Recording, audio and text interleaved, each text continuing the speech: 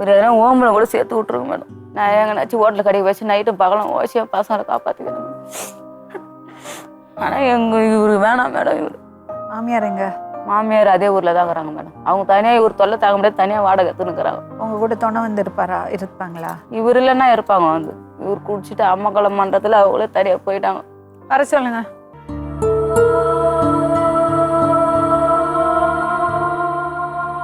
உட்காருங்க.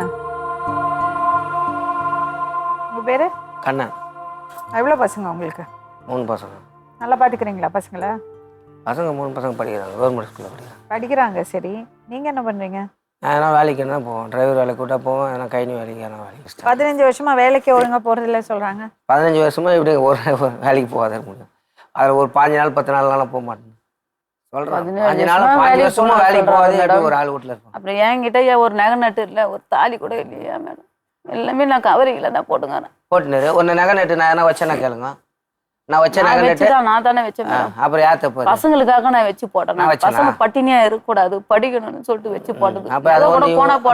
வேலைக்கு பசங்க படிச்சு கூட வேலைக்கு போய் 2 நாள் வேலைக்கு போட்டு ஒரு அவங்களுக்கு பக்கத்துல கேட்பேன். எங்க அக்காவே கேட்குறாங்க, வீட்டுல சும்மா இருந்தா எப்படி ஒரு குடும்பம்?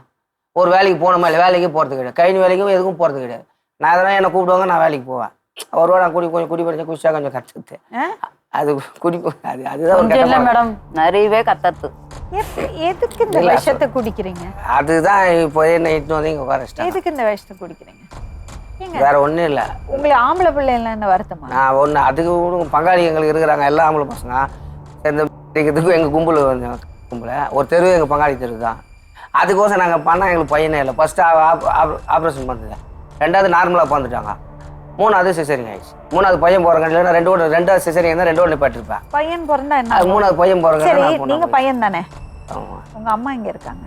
எங்க அம்மா எங்க ஊர்லயே தான் ஏன் வாடகைக்கு இருக்காங்க. அவங்க தனியா இது எங்க அம்மாவுக்கு செட் ஆகாது. அப்ப நீங்க பாத்துக்க வேண்டியதானே அம்மாவை? இல்ல அவங்களும் வரமாட்டாங்க, இவங்களால எங்க வீட்டுக்கு வரமாட்டாங்க. அவங்க தான் வீடு கட்டினாங்க. இவங்க ஒரு பையனை பெத்தாங்கல்ல, அவங்க வரமாட்டாங்க, எங்க கூட வரமாட்டாங்க. நீங்க மீச வச்ச ஆம்பளை தானே? அம்மா உட்கார வச்சு சோறு போட்டீங்களா? இல்ல அவங்க ஏரி வேலைக்கு போறாங்க. அவங்களுக்கு அந்த 1200 வருது. அவங்களுக்கு இருக்கும் 70 வயசு மேல. 70 வயசுல ஏரி வேலைக்கு போறாங்க. ஏரி வேலைக்கு போறாங்க. மீச வச்ச பையனை பெத்துட்டு என்ன கண்டாங்க?